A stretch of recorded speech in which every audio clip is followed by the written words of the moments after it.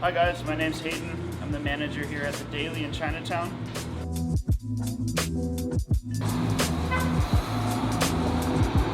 Today we're going to be making a smash burger. I'm going to start off with our ingredients. We use a local bun from Lotour Bakehouse right down the road. We use a house-made special sauce, sliced onions, salt and pepper, American cheese, and Hawaii meats, grass-fed beef from Kauai. We got a little bit of butter, that's the secret. To start off, we're going to make a meatball here. We use a 70-30 blend. A little bit more fat in there. It helps the burger get crispy and still juicy at the same time.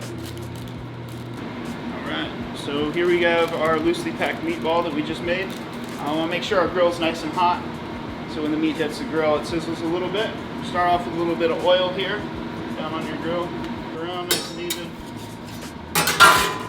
Throw your meatball down, and smash it. You want to make sure it gives good contact with the grill. Hold it down for about 4 or 5 seconds. Make sure it sticks, it gives that nice crust. Most important part about a smash burger.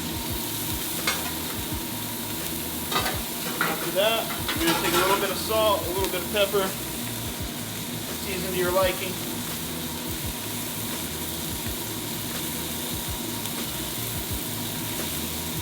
A little sliced onion on there.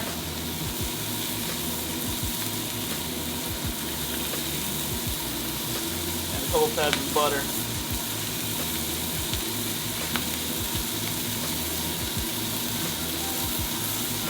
Now at this point we're looking for it to bubble up a little bit, and the little creases you see got going there.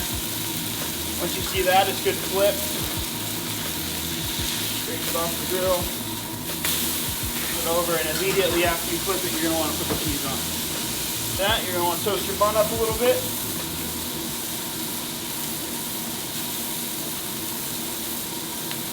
And at this point, you're just waiting for the cheese to melt. It doesn't take very long.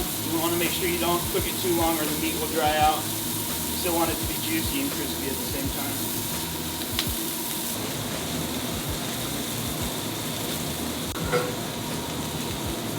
As soon as your cheese melts, scrape it off the grill, throw it on your bun.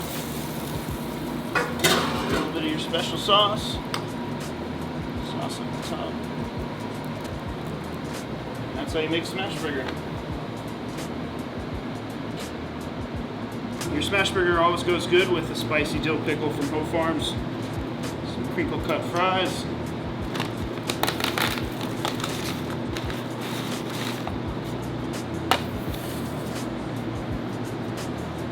don't forget to wash it down with an ice cold beer from the Aloha Beer Company.